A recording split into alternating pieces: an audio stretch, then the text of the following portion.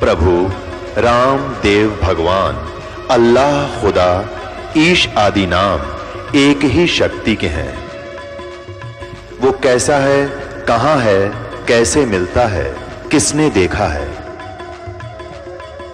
ये प्रश्नवाचक चिन्ह पूर्ण रूप से हटाने के लिए अवश्य सुनिए जगत गुरु तत्वदर्शी संत रामपाल जी महाराज के अमृत वचन, सर्व पवित्र धर्मों के पवित्र शास्त्रों के आधार पर।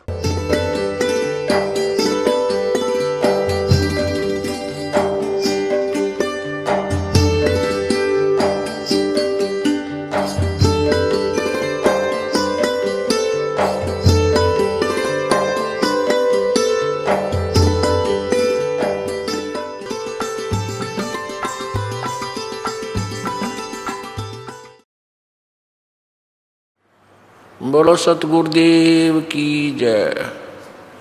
बंदी छोड़ कबीर परमेश्वर जी की जय।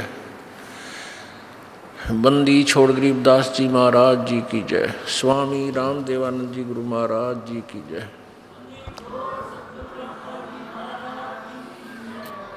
सर्व संतों की जय, सर्व भक्तों की जय, धर्मी पुरुषों की जय। श्री काशी धाम की जय, श्री छुडानी धाम की जय, श्री करोथा धाम की जय, श्री बरवाला धाम की जय। सत साहिब गरीब नमो नमो सतपुरुष को नमस्कार गुरु की नहीं। सुर नर मुनि जन साधुआं संतों सर्वसदी नहीं। सतगुरु साहिब संत सब दंडोतम प्रणाम। आगे पीछे मध्य हुए तिनको जा कुर्बान। निराकार निर्विषम काल जाल वैभंजनम निर्लेपम निज निर्गुणम अकल अनुबेशोन्दनम। सोहम सुरति समाप्तम सकल समाना निर्तलय। उज्ज्वल हिरंबर हरदमम बेपरवा अथाह वार पार नहीं मज्जतम। गरीब जो सुमरह सिद्ध होई गणनायक गलताना। करो अनुग्रह सोई पारस पद परवाना। आदि गणेश मनाऊं गणनायक देवन देवा। चरण कमल लो लाऊं आदंत करूं सेवा। परम शक्ति संगीतम रिद्धिदाता सोई। अवगत गुण अतीतम सत्य पुरुष निर्मोही। जगदम्बा जगदीशम मंगल रूप मुरारी। तन मन अर्पों शेषम भक्ति मुक्ति भंडारी। सुर नर मुनि जन ध्यावे ब्रह्मा विष्णु महेशा। शेष सहस मुख गावे पूज्य आदि गणेशा। इंद्र कुबेर सरीखा वरुण धर्म राय जावे। समर्थ जीवन जी का मन इच्छा फल पावे। 33 कोटि अदारा जावे शेष 88। उतर भव जल पारा कट है यम की फांसी। 33 कोटि अदारा जावे शेष 88। उतर भव जल पारा कट है यम की फांसी।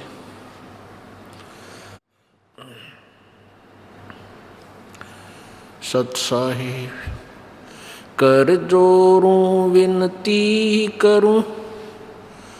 धरूं चरण पर शीसे।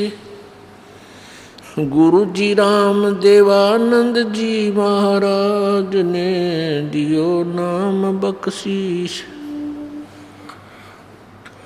कोटि कोटि सिजदा करूं कोटि कोटि प्रणाम। चरण कमल में राखियो मैं बांधी जाम गुलाम। कुत्ता तेरे दरबार का मोतिया मेरा नाम। गले प्रेम की जेवड़ी झांखे चोवा जाऊं मैं।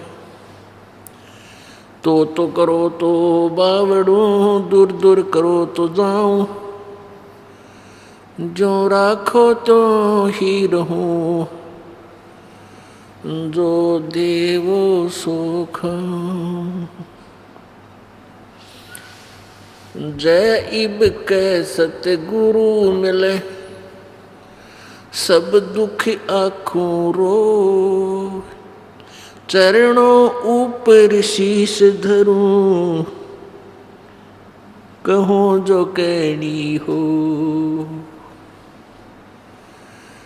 कबीर गुरु जी मिल लेंगे, पूछेंगे कुशलात, आदि अंत की सब कहूँ, अपने दिल की बातें। गुरु जी तुम ना भूलियो,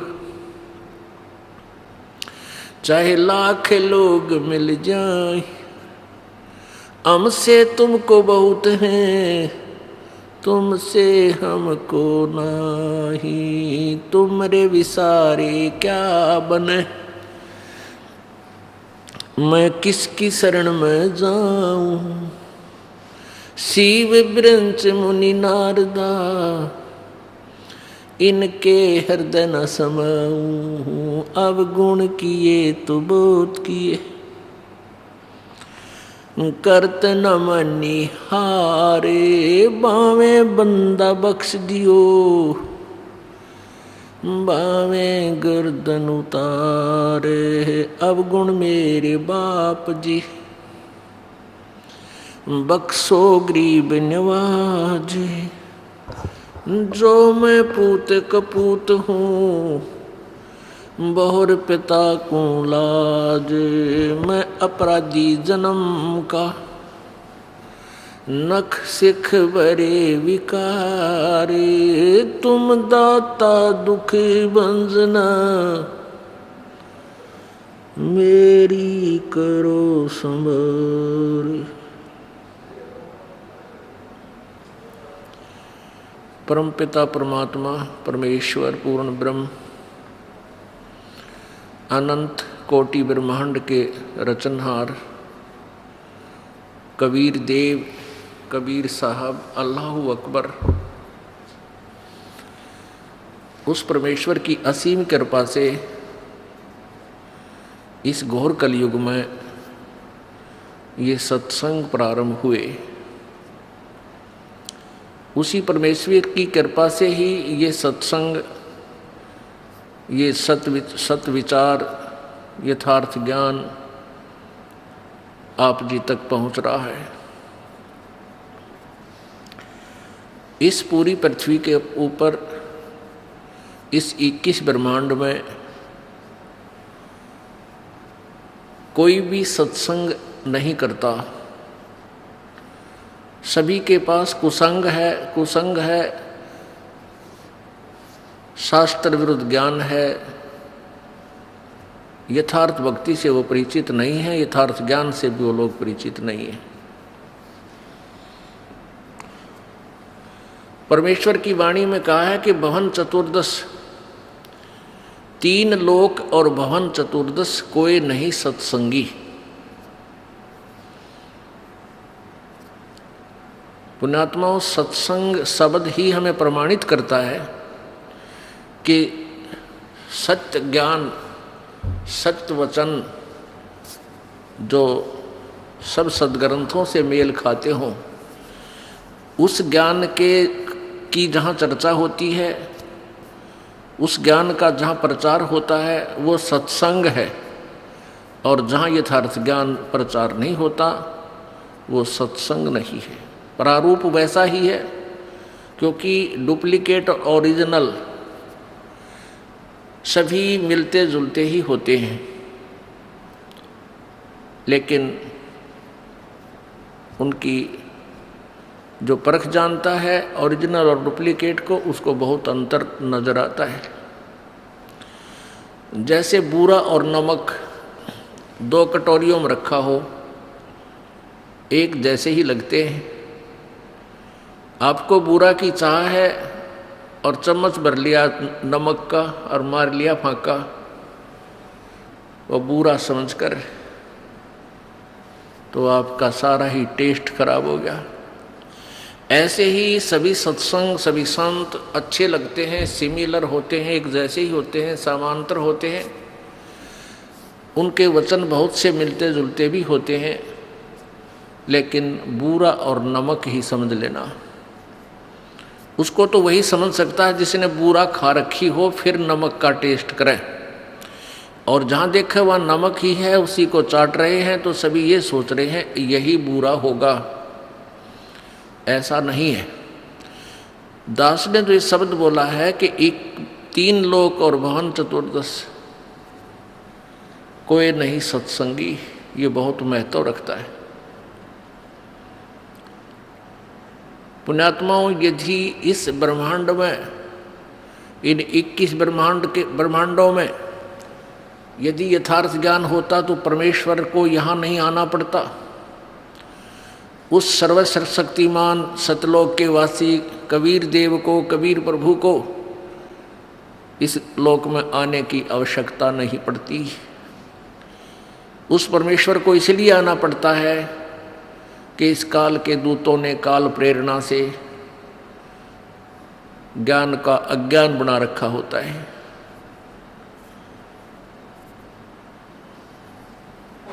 वो परमात्मा पूर्ण ब्रह्म, सर्व सृष्टि रचनहार, कुल मालिक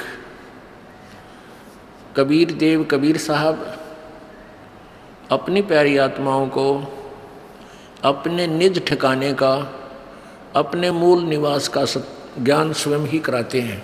वो परमात्मा आकर के अपनी जानकारी आप ही बताते हैं। और कोई भी पृथ्वी पर ब्रह्मांड में यथार्थ ज्ञान से परिचित नहीं होता। पुण्यात्माओं, आपका सौभाग्य है कि आपको कलयुग के उस दौर में, कलयुग के उस समय में आपका मनुष्य जीवन है कि अब परमात्मा प्राप्ति सहज में हो सकती है। इसका कारण क्या है? परमेश्वर कबीर जी अपने सत्यलोक से चलकर यहाँ रूपांतर करके आते हैं। इस काल को धोखा देते हैं। वो पहचान नहीं सकता कि ये पूर्ण परमात्मा है। यहाँ एक साधारण से मनुष्य का रूप धारण करके वो परमात्मा यहाँ प्रकट होते हैं। कभी अपने पुत्र सहजदास का, कभी जोगजीत का, कभी ज्ञानी का रूप बनाकर वो रह रहकर अपने बच्चों को संभालने के लिए इस काल के लोक में आते हैं। तो परमात्मा जब सर्वप्रथम रूपांतर करके अपने पुत्र सहजदास का रूप बना करके आए थे, जहाँ पर ये काल भगवान 1 लाख प्राणियों का आहार करता है, वहाँ एक तपतशिला है, एक तवा होता है, जैसे अच्छा लंबा चौड़ा तवा हो, और वो अपने आप पत्थर की टुकड़ी है, अपने आप स्वतः गर्म रहती है, बहुत तेज गर्म रहती है। और ये काल 1 लाख मानव शरीरधारी प्राणियों के सूक्ष्म शरीर को उस तपतशिला पर डालकर इनसे गंध निकालता है, इनको खूब अच्छी तरह गर्म करता है। और ये प्राणी वहाँ तड़फते हैं बुरी तरह उस तपतशिला के ऊपर। और इनके अंदर से सारे जीवन में जो इन्होंने स्थूल शरीर से जो विकार किए, कोई आहार किया, सुल्फा, तमाकू, शराब पी, वो सब अंश उस सूक्ष्म शरीर में डिपॉजिट होता है।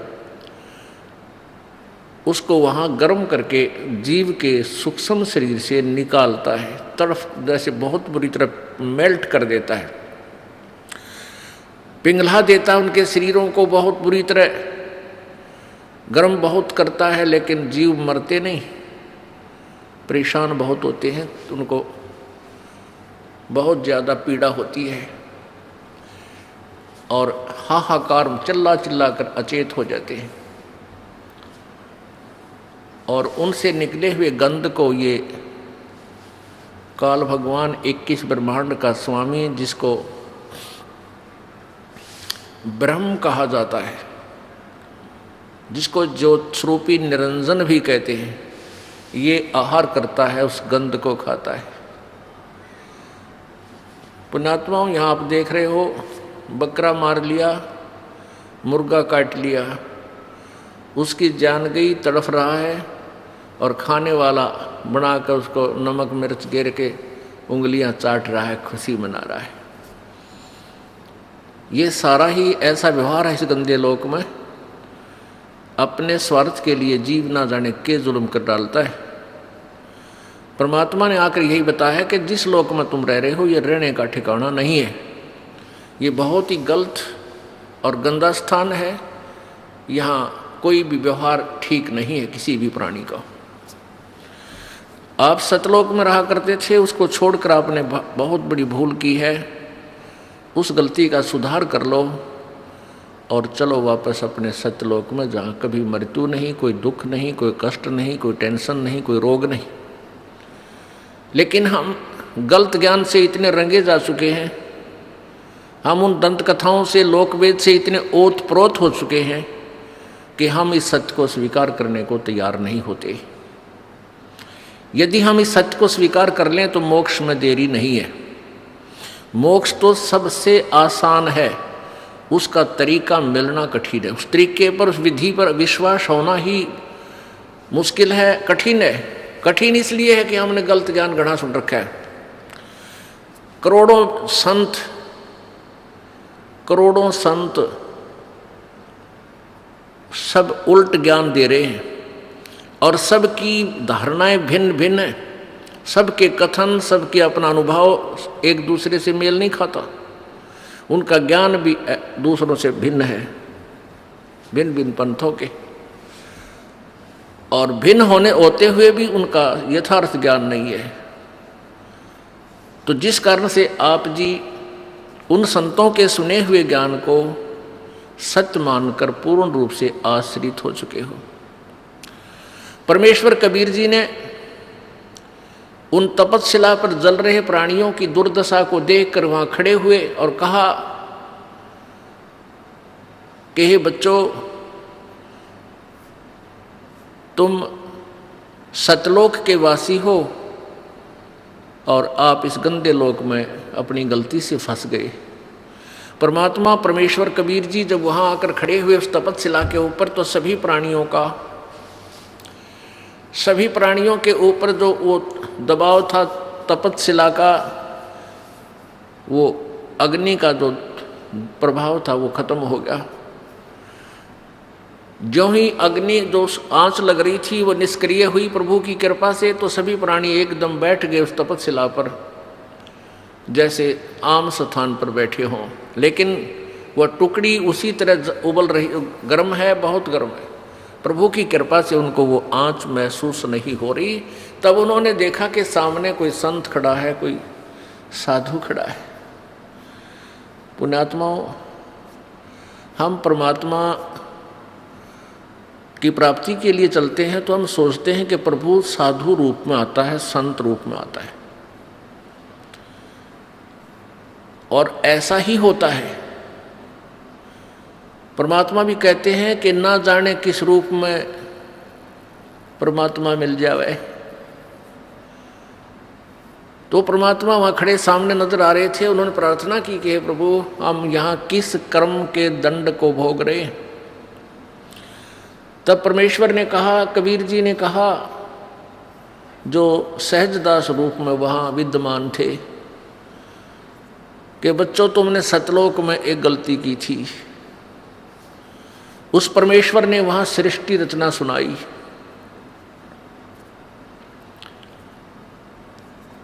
उन्होंने बताया, परमेश्वर ने बताया कबीर जी ने,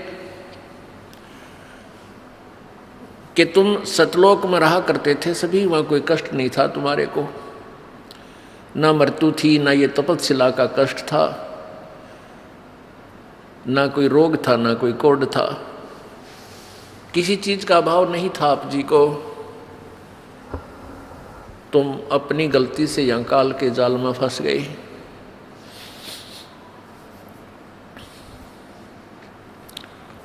परमेश्वर कबीर जी ने सृष्टि रचना सुनाई। वो सृष्टि रचना ये दास आपको सुनाएगा। परमेश्वर द्वारा दिया हुआ ज्ञान इस दास के वचनों में।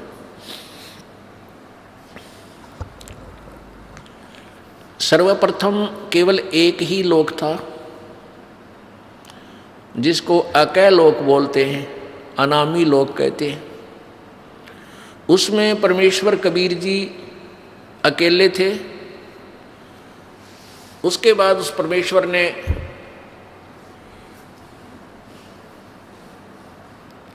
एक से अनेक होने का ख्याल किया। उसके लिए उस परमेश्वर ने अकय लोक से नीचे के 3 लोकों की और रचना की। वो लोक हैं अकय लोक से नीचे का अगम लोक, उससे नीचे का अलख लोक, उससे नीचे का लास्ट वाला चौथा लोक जो है, यानी अनामी अलग अकय लोक से अलग वो तीसरा लोक, और कुल मिलाकर चौथा लोक जो है वो सत्यलोक है। उसी पूर्ण परमात्मा ने, पूर्ण प्रभु ने, कबीर देव ने, कबीर साहब ने अपने ही अन्य 3 रूपांतर और किए। अगम लोक में वो अगम पुरुष कहलाता है, अलख लोक में अलख पुरुष, और सत्य लोक में वो सत्य पुरुष। एक ही परमात्मा अपने 3 रूप बनाकर वहां विराजमान है। परमेश्वर ने सर्वप्रथम सतलोक की रचना की, सतलोक के अंदर सृष्टि रचना की। अपनी शब्द शक्ति से 16 पुत्रों की, अपनी प्रथम वचन से 16 द्वीप, 16 स्थान अलग अलग परमात्मा ने बनाए। फिर 16 शब्दों से, 16 वचनों से 16 पुत्रों की उत्पत्ति की, और उन सबको कहा कि तुम अपने अपने द्वीप में अलग अलग रहो। उसके पश्चात परमेश्वर ने, कबीर जी ने अपने पुत्र उन 16 में से जो अचिंत है उससे कहा कि अचिंत आप अन्य रचना आप करो। अब अचिंत ने परमेश्वर से प्राप्त शक्ति के आधार से इस अक्षर पुरुष अर्थात परब्रह्म की उत्पत्ति की। अक्षर पुरुष स्नान करने के लिए उस मान सरोवर में चला गया जो परमात्मा ने ही उन सब द्वीपों के साथ ही रचना की थी।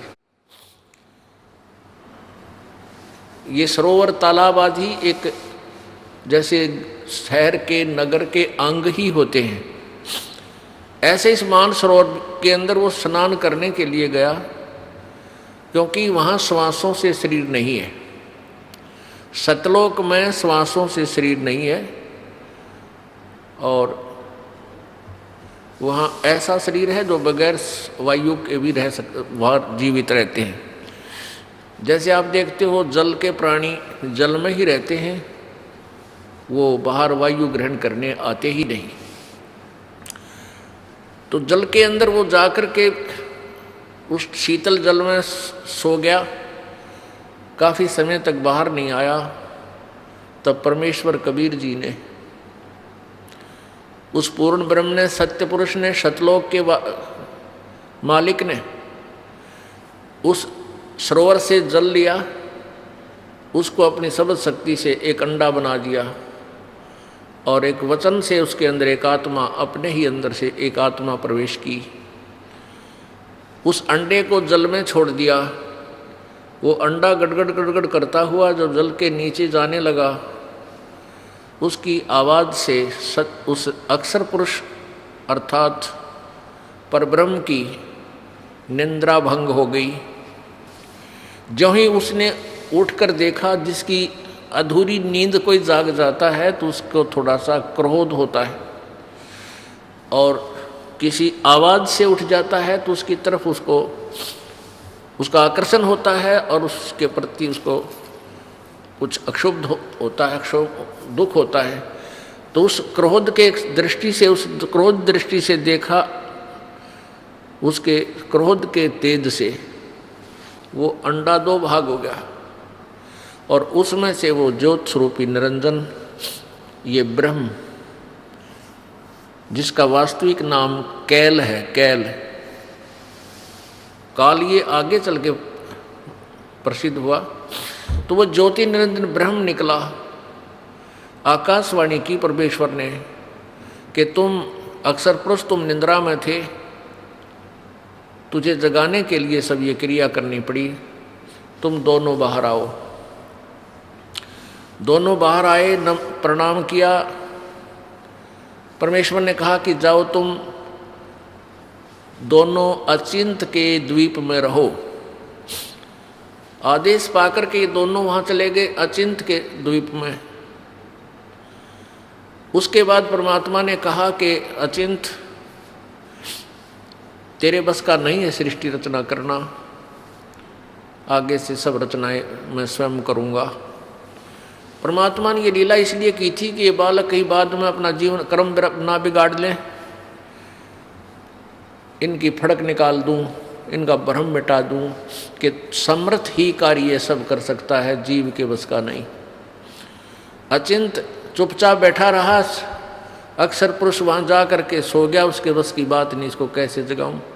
तो जीव जीव ही रहेगा और पीव पीव ही है,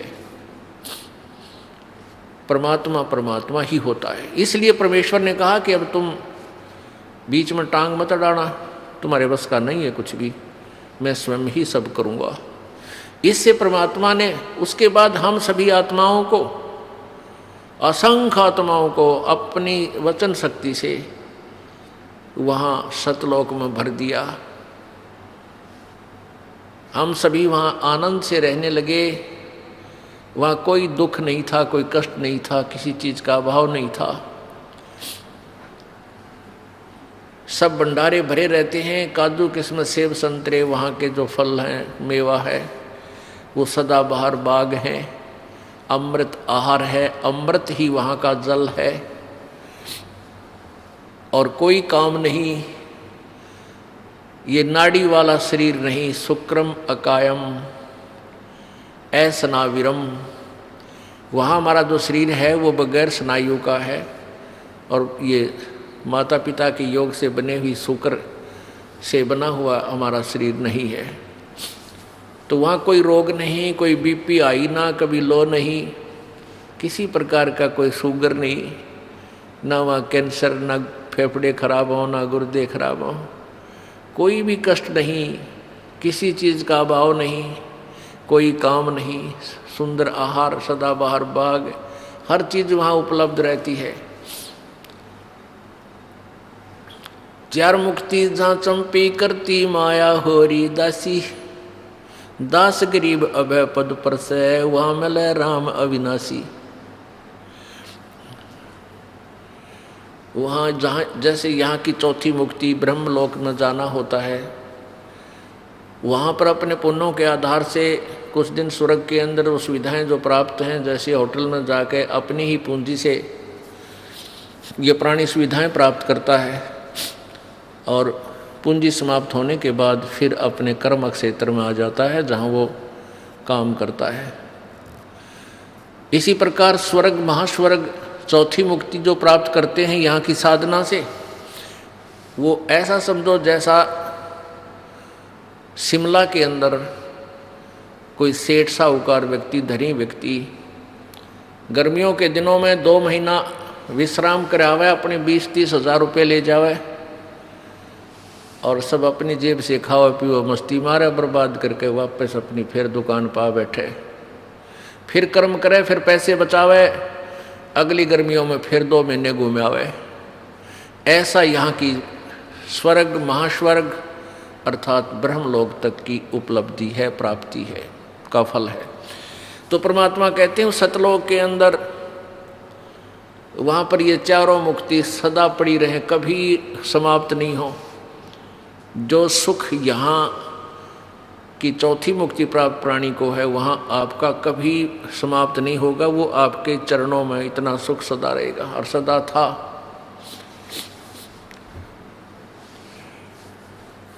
कुछ दिनों के बाद क्या हुआ कि इस ज्योति निरंजन काल के मन में एक खुरापात उत्पन्न हुआ।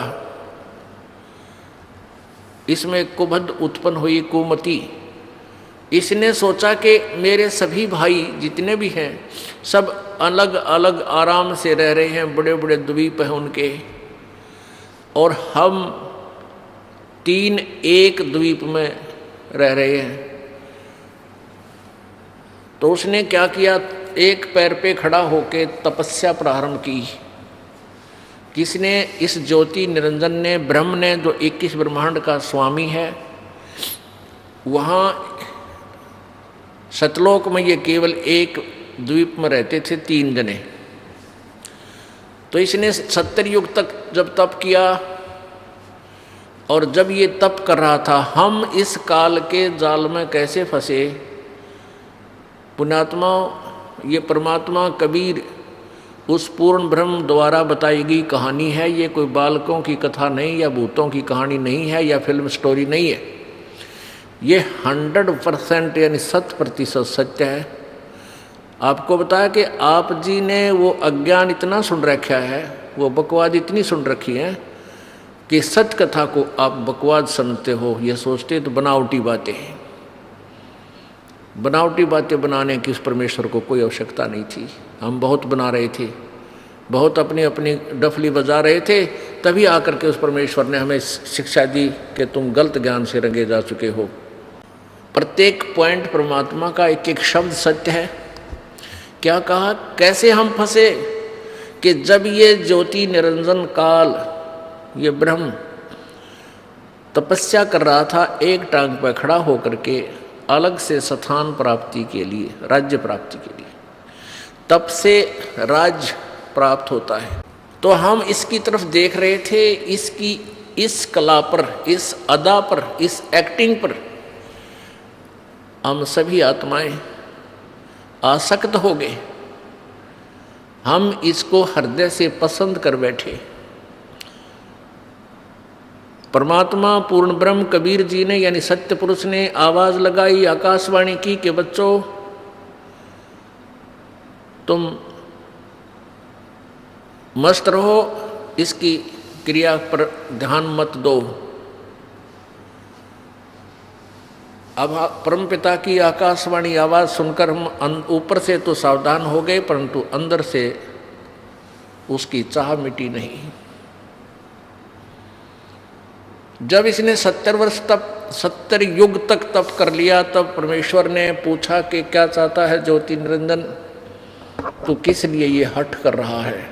इस ब्रह्म ने, ज्योति निरंजन ने कहा कि पिताजी, मेरे लिए स्थान कम है, मुझे अलग से स्थान देने की कृपा करें। परमेश्वर कबीर जी ने कहा कि ठीक है, तुझे तेरे 70 युग के तप के प्रतिफल में मैं तुझे 21 ब्रह्मांड देता हूँ। जैसे एक धनी पिता अपने पुत्र को 21 प्लाट दे दे कि ले भाई, ये 21 प्लाट तेरे हैं, क्यों रोजाना टेंशन पैदा करता है, तू झगड़ा करता रहता है, ले पकड़ अपने 21 प्लाट तू अपने अलग रख। ऐसे इसको 21 प्लाट दे दिए परमेश्वर ने, 21 ब्रह्मांड दे दिए। अब ज्योति निरंजन काल ने सोचा, ब्रह्म ने सोचा कि इसमें कुछ कंस्ट्रक्शन करूं, रचना भी हो, खाली प्लाट के काम आओगे। इसने फिर तपस्या प्रारंभ की, 70 युग फिर की, और हम और ज्यादा इस पर आसक्त होते चले गए। परमात्मा रह रहकर हमें समझाने की चेष्टा कर रहे हैं कि तुम अपने मस्त रहो, इसकी इस क्रिया पर ध्यान मत दो।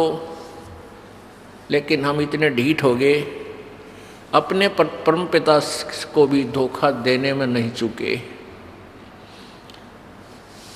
दूसरी बार जब इसने 70 युग तप किया तो परमात्मा ने पूछा भी, क्या मांगता है तू? जो तू मांग रहा था वो मैंने दे दिया। ज्योति निरंजन ब्रह्म ने कहा कि प्रभु पिताजी, इसमें कुछ रचना की सामग्री देने की कृपा करो। परमेश्वर ने कहा कि ले बेटा, 5 तत्व और 3 गुण प्रभु ने बनाकर अपनी सबद शक्ति से उत्पन्न करके इसको दे दिए। अगले खेल ले, खेल खिलौनों से। अब इसने सोचा भी कंस्ट्रक्शन भी कर लूंगा, फिर अकेले का जी लग गया 21 प्लाटों में, तो संतान भी चाहिए, यानी मेरे साथ कुछ आत्माएं भी हों, मेरे साथी हों, मिलजुल कर वहाँ रहें आराम से। इस दृष्टिकोण से इसने फिर तपस्या की। उस समय इसने 64 युग तक जब तप कर लिया, तब परमेश्वर कबीर जी ने, सत्य पुरुष ने पूछा कि भाई ज्योत निरंजन, जो तू मांगता था वो मैंने तुझे दे दिया, जो तूने मांगा वो मैंने तुझे दे दिया, अब क्यों हट कर रहा है, अब क्या चाहता है तू? तो ज्योति निरंजन ने कहा कि पिताजी मुझे कुछ आत्माएं दे दो, मेरा अकेले का जी नहीं लगता, दिल नहीं लग रहा। परमेश्वर ने कहा कि भी बात सुन ले ज्योति निरंजन, ये सभी आत्माएं मेरे बच्चे हैं, मेरा अंश है, क्योंकि मेरे वचन से, मेरे शरीर से ये बाहर आए हैं, उत्पन्न मैंने उत्पन्न किए हैं।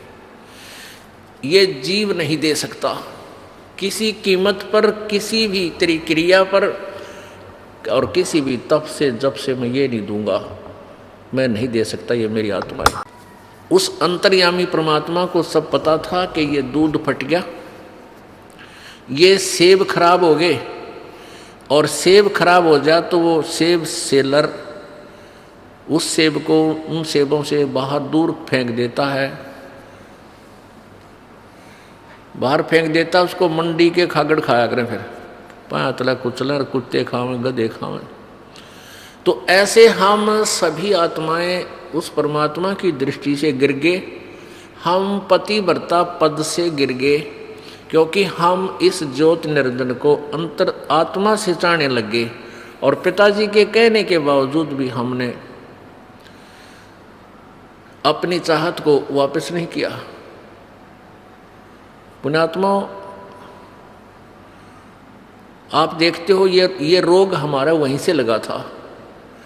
ये आप देखते हो, ये हीरो और हीरोइन, अभिनेता अभिनेत्री अपने रोजी रोटी के लिए नाचना कूदना, चटक मटक डायलॉग बना बना के इसे गाँव में नाच बजावे, और हम उनके ऊपर आसक्त हो जाते हैं, ये युवा बच्चे। और माता पिता कितना इनको धमका ले टेलीविजन ना देखियो, कितना इनको कह ले कि सिनेमा देखने मत जाइयो, कहेंगे को नहीं जावा, और सिनेमा का वहाँ पाऊंगी। यहाँ इस बरवाला में, हिसार में या कहीं आसपास पता लग जाए युवा बच्चों को कि वहाँ हिसार में कोई अभिनेत्री आई है या कोई अभिनेता, ये नाच कूद करनी है, फिल्मों में कार्य करने वाले ये आया है, तो देखे इनका जम घटे, भगवान इतने इकट्ठे हो जाएंगे, कहाँ से खड़ा है हैं, आधा किलोमीटर दूर से एडी ठाठा देखे जा, वो खड़ा स्टेज पर, वो खड़ी, और लेना एक ने देने दो, सारा दिन धक्के खा के और उल्टे आ जा। तो बेमतलब वो अपने पैसे के लिए, अपनी रोजी रोटी के लिए उछल कूद कर रहे, और हम फ्री में उनके लिए वहाँ धक्के खाते आन रहे। तो ये रोग हमारे वहाँ लगा था। तो हम अपने उस मूल मालिक ने, उस परम पिता पर आसक्त रहे नहीं, जो सारे सुख देता, कोई रोग नहीं, कोई दुख नहीं, कोई किसी की मृत्यु नहीं, किसी का बेटा मरे नहीं, किसी की बेटी मरे नहीं, और उसको छुबोल कर हम इस पे ज्योति निरंजन की इस कला पर एक पैर पर खड़ा होकर तप कर रहा। ओह देख रहे हो, देख, अब यहाँ देख लियो, इस बरवाला में कोई या शहर आसपास की तरह कोई बाबा जी, ये नकली हठ योगी, शास्त्र विरुद्ध साधक, नो पता लग जाना वह बाबा जी खड़ा तप है भाई, और 5 दिन हो गए, 10 दिन हो गए, कोई फिर महीना हो जा, तो सारा बरवाला देखने जा, सारे उसको चढ़ा का, और भाई पैर सूझ रहे हैं, मोटे मोटे पैर हो गए, और क्या होंगे उस गधे के, खड़ा रहेगा तो पैर सूझेंगे। परमात्मा ने भक्ति करने का तरीका बताया है वेदों में, गीता जी में, बिल्कुल आसान मार्ग है, सहज मार्ग है, वो तो किया नहीं। तो उस पर आसक्त हो जाए, किसी को कह दे भाई बैठ कर भजन कर ले, ये नाम है, ये मंत्र हम जो आपको बताते सबसे आसान, यूँ ना बने और न्यू के उठो पेट पलनिया जाऊँगा और कावड़ लाऊंगा फुदड़ फुदड़ पैदल जाकर पैदल कितना डले डुवाले डोलेगा पर बैठ कर मंत्र 2 माला करते हैं अंगड़ाई टूटने लग जाए चल लगे तो घूम का वहाँ अब घूमा पर घूमना पर हो गया अपने पाछे फिर कौन बैठने देगा। तो कहने का भाव ये कि हमारा यह बीमारी वहाँ से लगी हुई है, अब इसको हमने दोबारा सेट करना है। अब ये ज्ञान से सेटिंग होगी। ये जो कथा आपको दास बता रहा है परमात्मा की बताई हुई है, किसी बालक का ज्ञान नहीं है। इसको आपने हृदय में लिख लेना है और तब इस ज्ञान को, अध्यात्म ज्ञान को आप समझ पाओगे, नहीं तो ऐसे ही भ्रमित रहेंगे। क्योंकि सृष्टि रचना के बिना कोई भी सिर पैर किसी शास्त्र का आप समझ नहीं सकते। ये मास्टर की है, ये मुख्य चाबी है सदग्रंथों को समझने की और आध्यात्मिक ज्ञान को जानने की। तो परमेश्वर ने कहा भाई बात एक शर्त है मेरी, एक शर्त पर मैं तेरे साथ अपनी इन आत्माओं को भेज सकता हूँ, यदि कोई सब इच्छा से तेरे साथ जाना चाहते हो तो चले जाएंगे, फिर मैं उनको आज्ञा दे दूंगा। ज्योति निरंजन ये ब्रह्म हमारे पास आया, सभी आत्मा जो आज गधा कुत्ता सुअर मच्छर माखी गंदी लाड़ी के कीड़े हैं, जल के कीड़े जलचर बने हुए हैं, या ब्रह्मा विष्णु महेश बने हुए हैं, या दुर्गा बनी है, माताएं बनी हैं, जितनी देवियां बनी हैं, देवता बने हैं, ये सभी हम वहाँ सतलोक में रहा करते हैं। ये ज्योति निरंजन हमारे पास आया, ओए होए हम तो पहले चाह रहे थे इसको जैसे यहाँ कोई आ जाए हीरो, और फिर देखे ना बालक पता लगते उनसे पता लगा रोटी छोड़ के भाग लेंगे, हीरो आ गया, हीरो आ रहा, हीरो आ रहा है, वहाँ जा खड़े होंगे। तो ऐसे हम सभी उसके चारों तरफ घूम गए, झूम गए। उसने कहा कि भाई ऐसा है, मैंने पिताजी से 21 ब्रह्मांड लिए हैं और उसमें रचना करने की सामग्री भी ली है, आप मेरे साथ चलोगे? वहाँ से बनाऊंगा, स्वर्ग बनाऊंगा, महास्वर्ग बनावाएंगे, हैं वहाँ से ऐसे लगाएंगे, मेवा लगाएंगे, ऐसे करेंगे। तो हमने कहा कि हम तैयार हैं, यदि पिताजी आज्ञा दे दें तो हम आपके साथ चल पड़ेंगे। ज्योति निरंजन ने परमपिता से जाकर कहा कि पिताजी कुछ आत्माएं सब इच्छा से मेरे साथ जाने के लिए एग्री हैं, सहमत हैं। परमेश्वर ने कहा कि मेरे सामने उनसे स्वीकृति दिला तब मैं मानूं। परमेश्वर कबीर देव, सतपुरुष कबीर देव, कबीर साहब वहाँ आए और हम सबसे कहा कि भाई जो आत्मा इस ज्योति निरंजन के साथ जाना चाहता है वो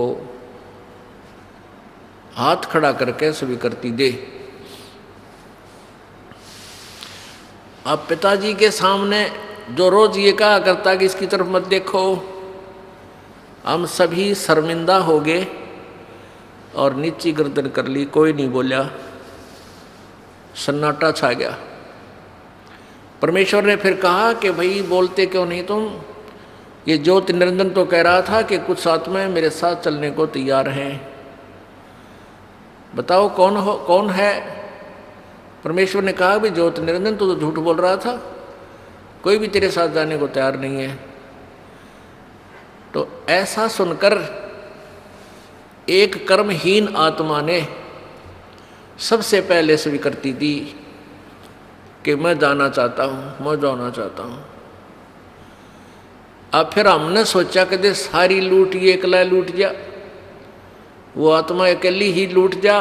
तो फिर हमने भी सारा, जैसे बच्चे क्लास में नहीं होते, अध्यापक पूछता है भाई जिसका प्रश्न याद है वो हाथ खड़ा करे, पहले डरता डरता एक आधा कराया करे, फिर उसको देखते सारे कर दे कदे हमारे पिटाई हो जा। तो सभी के हाथ लहरा रहे हैं। परमात्मा बोले भाई ठीक है, ज्योति निरंजन तू जा अपने ये 21 ब्रह्मांड जो प्लाट थे ये ऊपर ही थे सतलोक के अंदर एक कोने में बहुत दूर।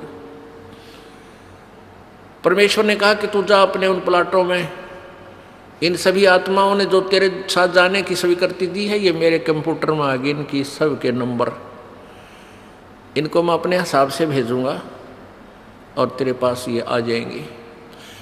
ज्योति निरंजन चला गया। उस समय परमेश्वर कबीर जी ने उस आत्मा का जिसने सबसे पहले हिम्मत की थी अपने परम पिता से विमुख होने की, उसका एक लड़की रूप बना दिया, एक लड़की का रूप बना दिया, लेकिन उसको स्त्री इंद्री नहीं लगाई परमात्मा ने, बाकी स्वरूप लड़की का बनाया। इसमें भी कोई राज था दाता का। ये देखना चाहते थे कि ये नीच आत्मा, ये निरंजन कितना और गिरावट में आता है, और हम सभी आत्माओं को सूक्ष्म रूप बनाया, बीज रूप, और दुर्गा के शरीर में अपने वचन शक्ति से प्रवेश कर दिया। जैसे आप देखते हो कि डॉक्टर बताते हैं कि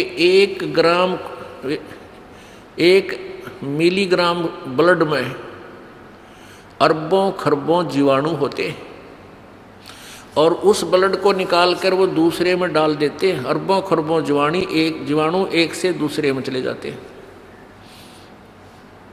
ऐसे परमेश्वर ने अपने वचन शक्ति से, यानी उस सिरंज से, इंजेक्शन से, वचन इंजेक्शन से सभी को सूक्ष्म रूप दे करके और उस दुर्गा के शरीर में प्रवेश कर दिया। उस लड़की का नाम प्रकृति देवी रखा, प्रकृति। आगे चल के यही दुर्गा अष्टांगी आदि नामों से प्रसिद्ध हुई। त्रिदेव जननी यही प्रसिद्ध हुई। सभी आत्माओं को उसमें प्रवेश कर दिया। उस लड़की से कहा कि बेटी, तेरे अंदर मैंने सभी आत्माओं को प्रवेश कर दिया है, और तेरे को मैं एक वचन शक्ति देता हूं कि जितने जीव तू कहेगी उतने ही तेरे वचन से, तेरे अंदर से अपने आप मेरी ताकत से, मेरी पावर से, मेरी शक्ति से बाहर आ जाएंगे, और वो युवा शरीर में प्रकट हो जाएंगे। नर और मादा जितने भी तू चाहेगी बना देगी। और अपने पुत्र सहजदास से कहा कि जा सहजदास, अपनी बहन को, वो सहजदास कौन है? जो सबसे पहले 16 पुत्र उत्पन्न किए थे, उनमें से एक है सहजदास। कि जा इस लड़की को, अपनी बहन को ज्योत निरंजन के पास छोड़या। अब सहजदास अपने परम पिता की आज्ञा पाकर अपनी बहन दुर्गा को लेकर के ज्योत निरंजन के पास गया। प्रभु आदेश से उसे कह दिया, और आदेश दिया था प्रभु ने जोगजीत को कि सहजदास को कि बता देना उसको कि इस लड़की के अंदर मैंने सब आत्माएं प्रवेश कर दी हैं, और इस लड़की को शब्द शक्ति दे दी है, जितने जीव तू कहेगा ये उत्पन्न कर देगी। सहजदास ने जाकर के ज्योत निरंजन से कहा कि परमेश्वर ने, पिताजी ने सभी जीवात्मा जो तेरे साथ आना चाहती थी सबको सूक्ष्म रूप दे करके बीज रूप में और इस लड़की में प्रवेश कर दिया है, और इसको शब्द शक्ति दे दी है कि जितने जीव ये तू चाहेगा ये उसी से मैं उत्पन्न कर देगी, नर और मादा। ऐसा कहकर के जो सहजदास वापस आ गया, वहां दुर्गा यानी ये प्रकृति और वो काल ज्योत निरंजन दोनों रह गए। अब युवती होने के कारण लड़की का रंग रूप निखरा हुआ था, और ज्योति निरंजन के अंदर ये काम वासना का अंकुर फूट गया। उस युवा लड़की को देखकर इसके अंदर दुर्विचार उत्पन्न हुए। लड़की के साथ दुर्व्यवहार करने की चेष्टा की, उसके साथ बदतमीजियां प्रारंभ की। दुर्गा समझ गई कि इसकी नीयत में दोष आ चुका है। प्रकृति देवी ने कहा कि ज्योत निरंजन मेरी एक अर्ज सुन ले, तू ये पाप मत कर। तू मेरा बड़ा भाई है, मैं तेरी छोटी बहन हूँ। तू पहले परमात्मा ने अंडे से उत्पन्न किया, उसके बाद हमारी उत्पत्ति की, और बहन भाई का ये नाता, ये दुराचार महाघोर पाप होता है, ऐसा जुल्म मत कर। अब ज्योत निरंजन ने एक नहीं सुनी उस देवी की, हर संभव याचना भी उसने कैंसिल कर दी, रिजेक्ट कर दी, तब दुर्गा ने सोचा कि अब तेरी इज्जत के बचाव का कोई विकल्प नहीं बचा। तब उसने अपना सूक्ष्म रूप बनाया और जो ही उसने बकवादों के लिए मुंह खोल रखा था, अभद्र तरीके थे, उसके मुख के माध्यम से और पेट में पहुंच गई।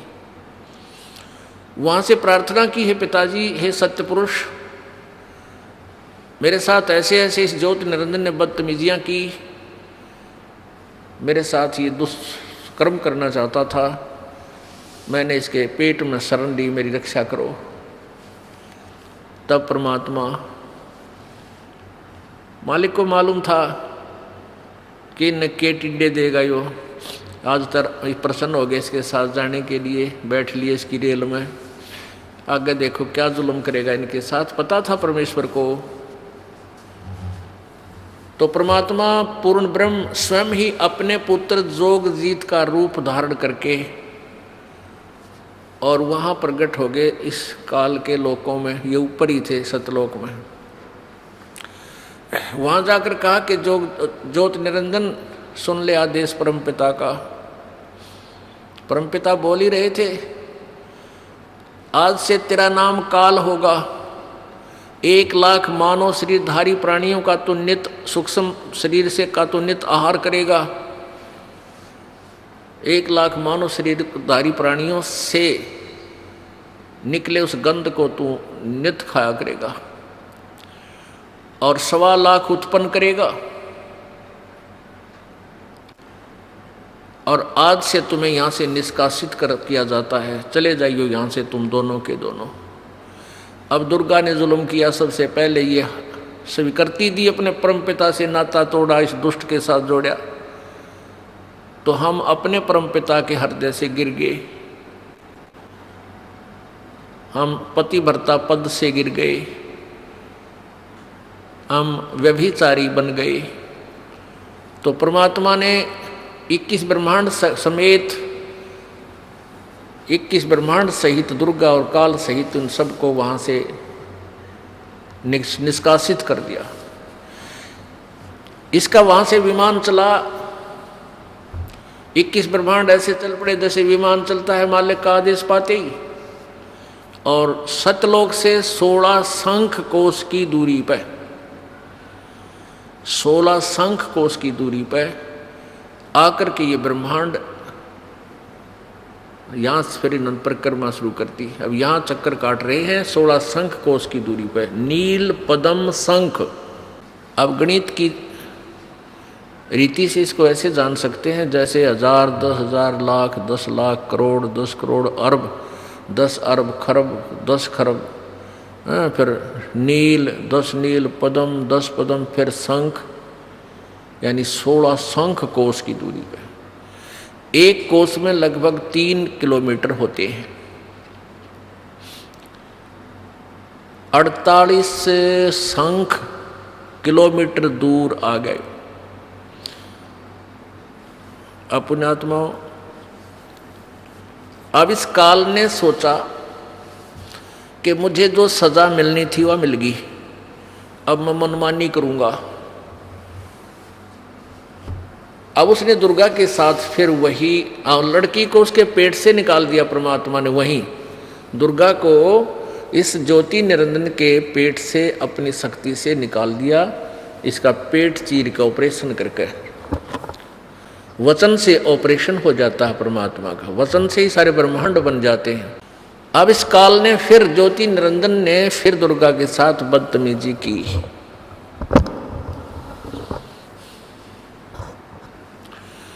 इसने फिर बदतमीजी प्रारंभ की। दुर्गा ने फिर प्रार्थना की कि ज्योति निरंजन, पहले तो तू मेरा बड़ा भाई, मैं छोटी बहन हुई तेरी, और फिर मैं तेरे पेट से बाहर आई हूँ, तेरी बेटी होगी, कम से कम किसी एक नाते की तो शर्म कर। इसने एक नहीं मानी और अपने नाखूनों से, अपने पावर से लड़की का प्रजनन इंद्री बनाई और उसके साथ फिर जबरदस्ती शादी की। उससे ये 3 पुत्र उत्पन्न किए, रजगुण ब्रह्मा, सतगुण विष्णु, तमगुण शिव जी। तीनों को एक एक गुण युक्त कर दिया। पुण्यात्माओं,